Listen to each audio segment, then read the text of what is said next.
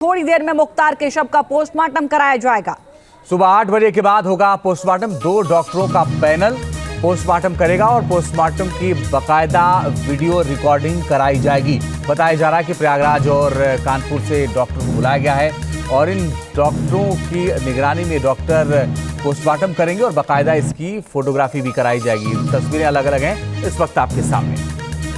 ये 5 तस्वीरों के जरिए आप इस पूरे मामले से जुड़ी तस्वीरें देख सकते हैं। किस तरीके से जो गाजीपुर मुख्तार अंसारी का आवास, वहां पर पुलिस बल की तैनाती है। पूरे इलाके को छावनी में तब्दील किया गया है, जिस कब्रिस्तान में सुपुर्द खाक किया जाएगा वहां का जो है वो पुलिस ने जायजा लिया है।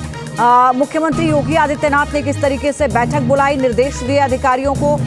और मेडिकल कॉलेज जहां पर देखिए पोस्टमार्टम होना है, वहां के बाहर की व्यवस्थाएं भी पुलिस ने संभाली हुई हैं। अस्पताल के बाहर भारी पुलिस बल को तैनात किया गया है और मुख्तार की मौत को लेकर के सुरक्षा व्यवस्था खास तौर पर उसको लेकर के मुख्यमंत्री योगी आदित्यनाथ की नजर भी है। और चाहे वो गाजीपुर हो, गाजीपुर में चूंकि समर्थकों की भारी भीड़ कल रात जुट गई थी, इसलिए पुलिस की जो संख्या है वो बहुत ज्यादा बढ़ा दी गई है। एक और बड़ी और अहम खबर आपको बता दें, गाजीपुर में सुरक्षा बेहद ज्यादा कड़ी कर दी गई है। मुख्तार के घर के पास भारी सुरक्षा बलों को तैनात किया गया है। आज शाम तक मुख्तार का शव यहां पर लाया जा सकता है। जाहिर है कि 8-9 बजे के आसपास जब प्रक्रिया पोस्टमार्टम की शुरू होगी, उसके बाद पूरी प्रक्रिया को अंजाम दिया जाएगा। 400 किलोमीटर की ये दूरी तकरीबन, उसको जो है पूरा करने में करीब करीब मान लीजिए आपकी 7 से 8 घंटे का वक्त लग सकता है। ऐसे में शाम हो जाएगी शव को यहां तक लाते लाते, और उसके बाद सुपुर्द खाक आज के ही दिन किया जाएगा, जो जानकारी मिल रही है उसके मुताबिक। और तस्वीरें जो इस वक्त आप देख रहे हैं, ये मुख्तार अंसारी के आवास के बाहर की तस्वीरें इस वक्त हम आपको दिखा रहे हैं। वहां पर हमारे सहयोगी उत्कर्ष लगातार वहां से हमें अपडेट दे रहे हैं।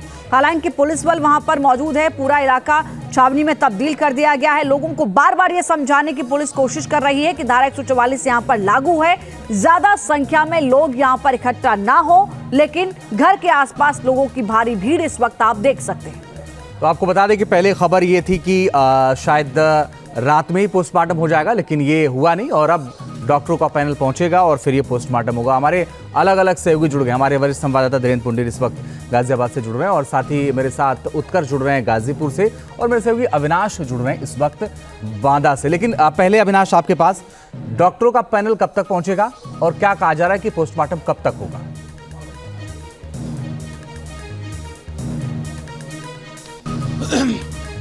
देखिए, डॉक्टरों का पैनल थोड़ी ही देर बाद बांदा मेडिकल कॉलेज पहुंचने वाला है। और अगर पोस्टमार्टम की बात करें तो ये जो जानकारी मिली है कि 8 बजे के बाद कभी भी मुख्तार अंसारी का पोस्टमार्टम शुरू हो सकता है। लेकिन देखिए, इस पूरे मामले को लेकर कल देर रात जैसे ही मुख्तार अंसारी की मौत की सूचना आई, उसके बाद मुख्यमंत्री आवास पर एक हाई लेवल मीटिंग बुलाई गई थी।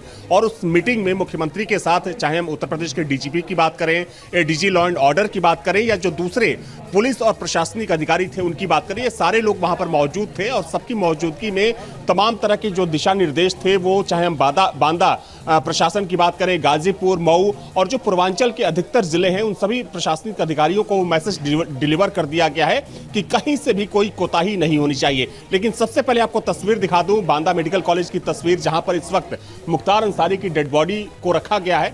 और देखिए, एक बार फिर से तस्वीरों के जरिए आप समझ सकते हैं कि स्थिति कितनी गंभीर है। यूपी पुलिस के साथ साथ जो एसएसबी के जवान हैं, जो एसएसबी के अधिकारी हैं, उनको भी यहाँ पर तैनात किया गया है। और लगातार जो बांदा के पुलिस अधिकारी हैं, वो इस जगह का कह सकते हैं कि यहाँ का दौरा कर रहे हैं, ताकि पल पल की जो जानकारी है वो शासन तक पहुंचाई जा सके। क्योंकि देखिए, मुख्तार अंसारी भले ही एक माफिया था, लेकिन राजनीतिक रसूख रखने वाला वो एक व्यक्ति था। और अलग अलग सरकारों में उसकी दखलंदाजी थी।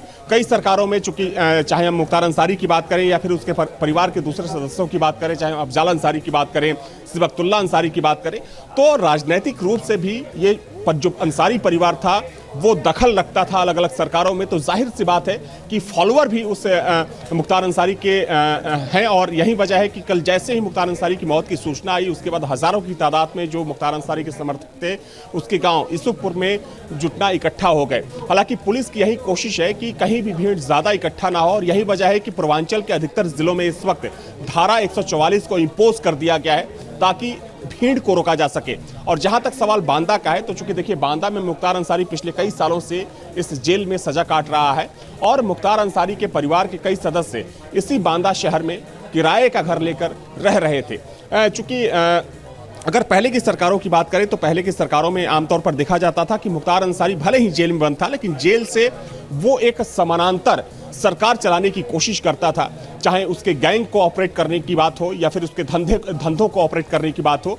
लगातार ऐसी शिकायतें, ऐसी खबरें आती थी कि मुख्तार अंसारी जेल से ही, और यही वजह है कि आपको याद होगा कि एक मामले में जो मुख्तार अंसारी को सजा हुई वो जेल अटैक का मामला था। जेल अटैक यानी कि लखनऊ जेल, जहां पर मुख्तार अंसारी और मुख्तार अंसारी के समर्थकों ने जेल के अंदर ही अटैक कर दिया था और उस मामले में पहले मुख्तार अंसारी को बरी कर दिया गया था, लेकिन बाद में जब सरकार की मजबूत पैरवी हुई तो उसी मामले में मुख्तार अंसारी को सजा हुई। तो देखिए ये जो पूरा घटनाक्रम चला, चूंकि बहुत ही नाटकीय घटनाक्रम रहा। आपको याद होगा कि जिस रुंगटा अपहरण कांड में मुख्तार अंसारी को बरी कर दिया गया था, उसी अपहरण कांड में एक बार फिर से मुख्तार अंसारी को सजा दिलाई गई। तो मुख्तार अंसारी को लेकर कह सकते हैं कि जिस तरीके से सरकार ने एक कड़ी कार्रवाई की, एक कानूनी कार्रवाई की, अगर हम बीते 18 महीनों की बात करें तो ये वही मुख्तार अंसारी है जिसे 25 सालों में किसी मामले में कोई सरकार सजा नहीं दिलवा पाई, लेकिन पिछले 18 महीनों में मुख्तार अंसारी को 8 मामलों में सजा करवाई गई।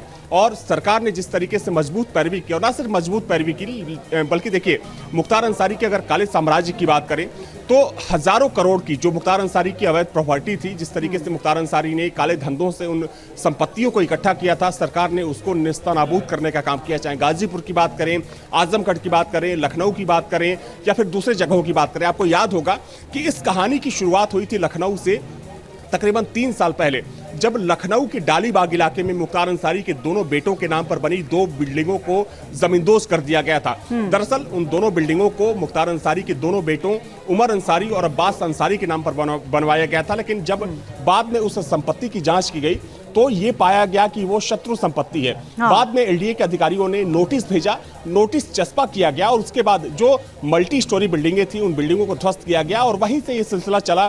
चाहे हम लखनऊ की बात करें, गाजीपुर में जो मुख्तार अंसारी का गजल होटल था उसकी बात करें या फिर दूसरी अवैध संपत्तियों की बात करें। आपको याद होगा कि ईडी ने कई बार मुख्तार अंसारी के करीबियों के यहाँ छापेमारी की, मुख्तार भेजा गया पूछताछ। अविनाश, हम लौटेंगे आपके पास। धीरेन्द्र पुंडीर हमारे सहयोगी इस वक्त हमारे साथ जुड़ चुके हैं। धीरेन्द्र, आप सुन रहे होंगे, अविनाश भी वही काले अध्याय को गिना रहे थे कि किस तरीके से पूरे, अगर आप कहें तो पूरे पूर्वांचल में खौफ का पर्याय बन चुका था अंसारी। जब नाम आता था मुख्तार अंसारी का तो लोगों के आगे डर, खौफ, अपराध और आपराधिक रिकॉर्ड क्या रहा होगा। 9 महीने में 2 बार उम्र कैद की सजा जिस व्यक्ति को सुना दी जाए, अंदाजा लगाया सकता है कि उसका आपराधिक रिकॉर्ड क्या रहा होगा। आज जब उसी मुख्तार अंसारी का शव गाजीपुर पहुंच रहा है, कैसे वहां पर व्यवस्थाएं पुलिस की होंगी, किस तरीके के वहां पर प्रबंध किए जाएंगे, और सबसे बड़ी चुनौती माना जाए कि जब तक उसके सुपुर्दे खाक नहीं किया जाता है, सुरक्षा के लिहाज से रहेगी पुलिस के आगे।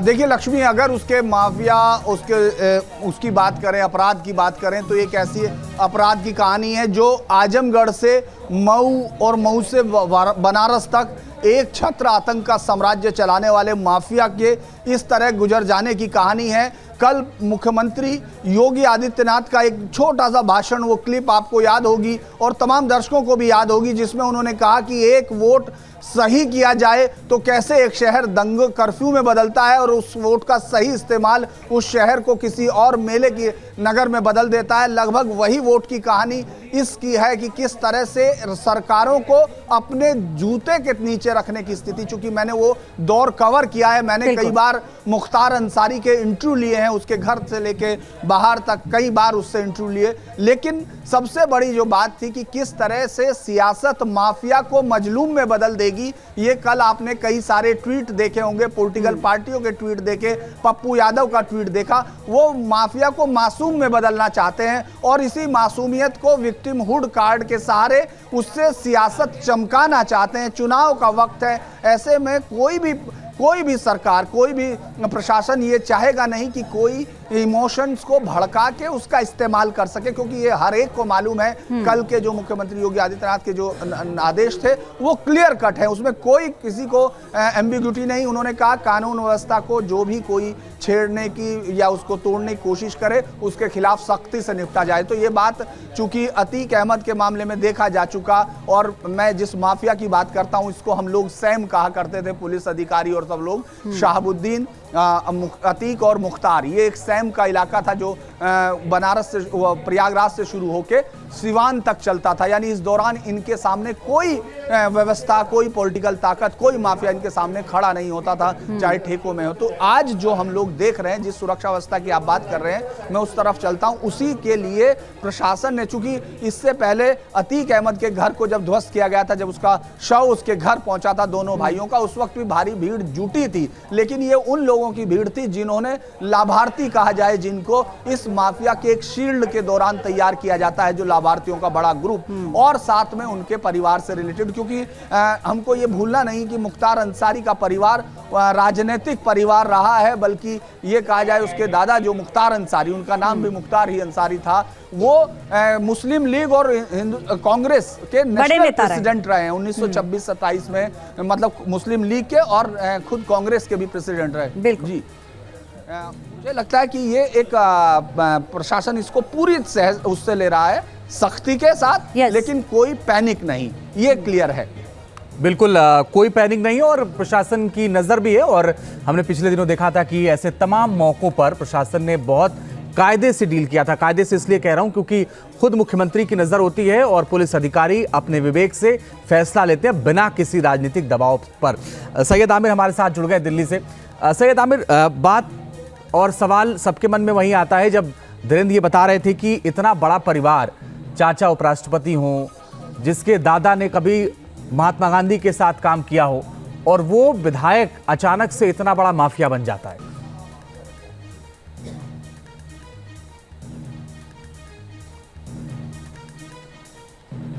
देखिए, बिल्कुल एक बड़ा इतिहास रहा है मुख्तार अंसारी का, और मुख्तार अंसारी के परिवार का, किस तरह से वो कांग्रेस के बड़े लीडरान हुआ करते थे, उनके दादा और उनके तमाम जो परिजन थे। लेकिन उसके बाद एक मुख्तार अंसारी वो निकलता है जो पूरी तरीके से मऊ में, गाजीपुर में और पूर्वांचल के इलाकों में एक डॉन बन जाता है, एक माफिया डॉन बन जाता है, जिसकी छवि जो है एक माफिया के तौर पर उभरती है। आपको बताएं कि 2004-5 के समय में मेरा उसके साथ सामना हुआ था, और उसके घर में जब पहुंचा था तो कहीं ना कहीं उसके घर के अंदर एक लंबी कतार हमने देखी थी, और वो लंबी कतार मालूम है काहे की थी? वो लंबी कतार थी लोगों को पैसा कैश बांटने की।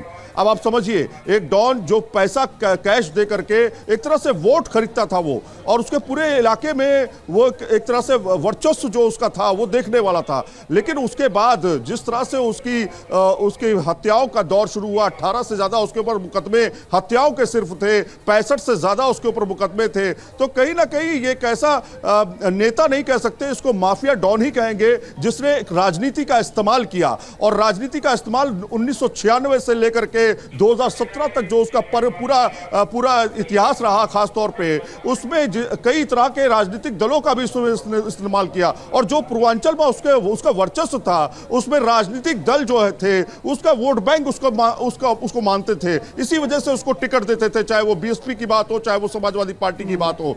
तो कहीं ना कहीं, और अब जो माफिया डॉन खत्म हुआ है एक तरह से, इसीलिए मैं कह रहा हूं माफिया डॉन, क्योंकि नेता तो कह नहीं सकते उसको, माफिया डॉन कहा जा सकता है। और वो अब जब खत्म हुआ है तो आप देखिए सुरक्षा व्यवस्था क्यों बढ़ाई गई है तमाम इलाकों में, चाहे वो बांदा का इलाका हो, गाजीपुर का इलाका हो, या फिर मऊ का इलाका हो, वाराणसी हो, कानपुर हो, लखनऊ हो, वहां पर सुरक्षा इसलिए बढ़ाई गई क्योंकि उसके जो गुर्गे हैं, उसके जो साथ में काम करने वाले लोग सालों से आ रहे हैं, तो कहीं ना कहीं उनको इस बात को लेकर के, चूंकि अब अफवाहें जो जिस तरह की चल रही है कि उसको स्लो पॉइजन दिया जा रहा था, तो कहीं वो माहौल बिगाड़ ना दे, इसलिए प्रशासन जो है आराम से, सख्ती बहुत ज्यादा नहीं कर रहा है, लेकिन हाँ आराम से नजर बनाए हुए है। सोशल मीडिया पर इस समय जो है काफी ज्यादा नजर रखी जा रही है प्रशासन की तरफ से, खासतौर पे बता दूं गाजीपुर, बांदा और मऊ के इलाके में, क्योंकि सर्कुलेशन जो है सोशल मीडिया पे बहुत तेजी से होता है, इसलिए जो जितनी भी खबरें इससे रिलेटेड, यानी मुख्तार अंसारी से रिलेटेड जितनी भी खबरें हैं, उनको ट्रैक किया जा रहा है और उस पर सख्त कार्रवाई है, यह प्रशासन ने हिदायत दे दी है।